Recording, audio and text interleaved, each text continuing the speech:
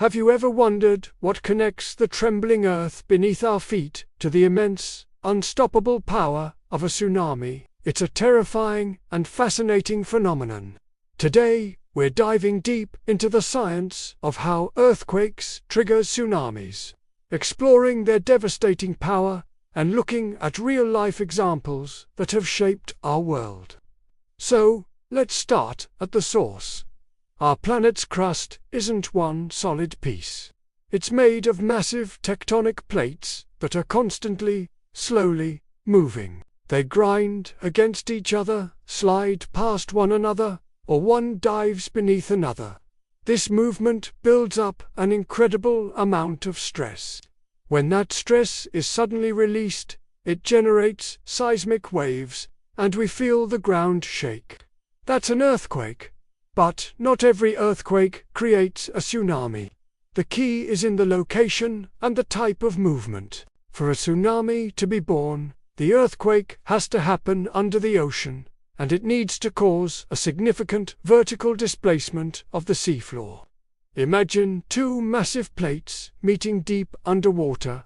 One plate, typically a dense oceanic plate, is being forced underneath a lighter continental plate. This is called a subduction zone. For years, decades, or even centuries, the plates are stuck together. The overriding plate gets bent downwards, like a pencil being bent backwards. It's storing a colossal amount of energy. Then, suddenly, it snaps. The stuck section ruptures, and the overriding plate springs back up, violently displacing a massive column of water above it. Think of it like punching the bottom of a bathtub from underneath. That sudden upward thrust lifts the entire volume of water, from the seabed all the way to the surface. Once this huge mound of water is created, gravity takes over. It wants to flatten everything out. The water rushes outwards from the epicenter in all directions, creating a series of powerful waves. In the deep ocean, these tsunami waves are surprisingly sneaky. They might be only a foot or two high, and their wavelengths, the distance from one crest to the next, can be hundreds of kilometers long. A ship in the deep ocean might not even notice a tsunami passing underneath it, and they travel incredibly fast, reaching speeds of over 800 kilometers per hour, as fast as a commercial jetliner. The real danger begins as the tsunami approaches land. As the ocean gets shallower, the wave's energy has nowhere to go but up. The front of the wave slows down due to friction with the seabed, while the back of the wave is still traveling at high speed. This causes the water to pile up dramatically. That barely noticeable swell in the deep ocean transforms into a monstrous wall of water. This isn't like a normal beach wave that breaks and curls.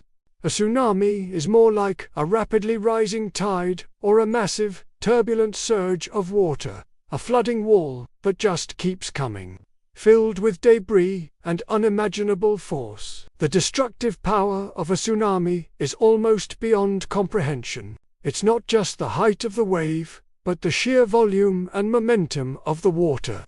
It can travel kilometers inland, sweeping away buildings, uprooting trees, and tossing cars and boats around like toys. The force is enough to pulverize concrete structures and scour the landscape down to the bedrock. And it's not just one wave.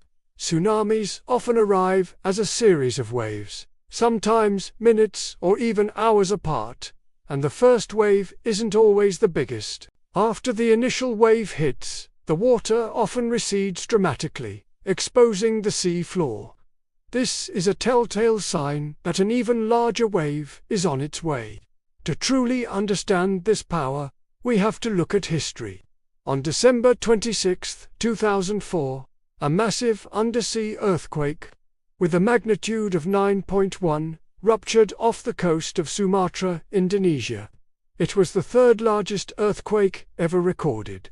The fault line slipped for over 1,600 kilometers, and the sea floor was lifted by several meters. This generated a catastrophic tsunami that radiated across the entire Indian Ocean, hitting 14 countries.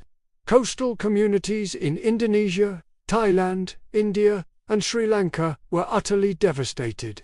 The waves reached heights of up to 30 meters in some areas.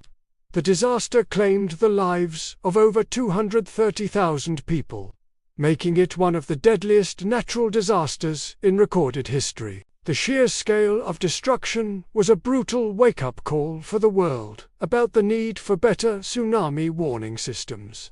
Then, on March 11, 2011, another tragedy unfolded. A magnitude 9.1 earthquake struck off the coast of Japan. It was the most powerful earthquake ever recorded in the country. The quake itself caused immense damage, but what followed was even more devastating. It triggered a massive tsunami with waves that reached heights of over 40 meters in some locations. Videos from that day show a terrifying black wall of water engulfing entire towns, carrying with it ships, houses, and debris. Japan, a country renowned for its earthquake preparedness, was overwhelmed. The tsunami flooded an estimated 560 square kilometers of land. The most infamous consequence of the 2011 tsunami was the disaster at the Fukushima Daiichi nuclear power plant. The plant was designed to withstand earthquakes and had a seawall to protect against tsunamis. But the wave that day was more than double the height the seawall was built for. It surged over the defenses, flooding the plant and knocking out the emergency cooling systems for the nuclear reactors. This led to 3 nuclear meltdowns, hydrogen explosions, and the release of radioactive material into the environment.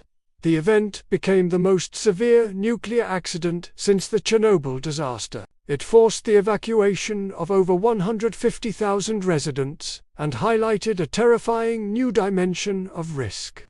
The cascading failure of critical infrastructure in the face of nature's overwhelming power. The events in Indonesia and Japan underscored the critical importance of early warning systems. Today, a network of buoys and seafloor sensors, like the DART system, or deep ocean assessment and reporting of tsunamis, are positioned in oceans around the world. These sensors can detect the telltale pressure changes caused by a passing tsunami wave. When a tsunami is detected, the data is instantly relayed via satellite to warning centers on the ground. These centers then use computer models to predict the tsunami's path, arrival time, and potential height. This information is used to issue timely warnings to coastal communities, giving people precious minutes or hours to evacuate to higher ground. Public education, evacuation drills, and clearly marked escape routes are just as crucial as the technology itself.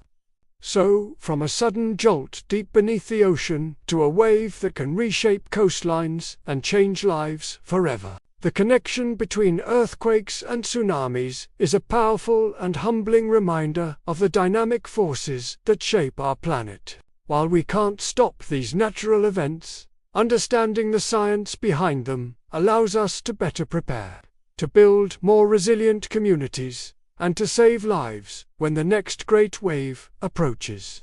It's a continuous effort of science, engineering, and community preparedness against one of nature's most formidable powers. Thank you so much for watching. If you found this video informative, please give it a thumbs up and consider subscribing for more deep dives into the world around us. Stay safe, and we'll see you in the next one.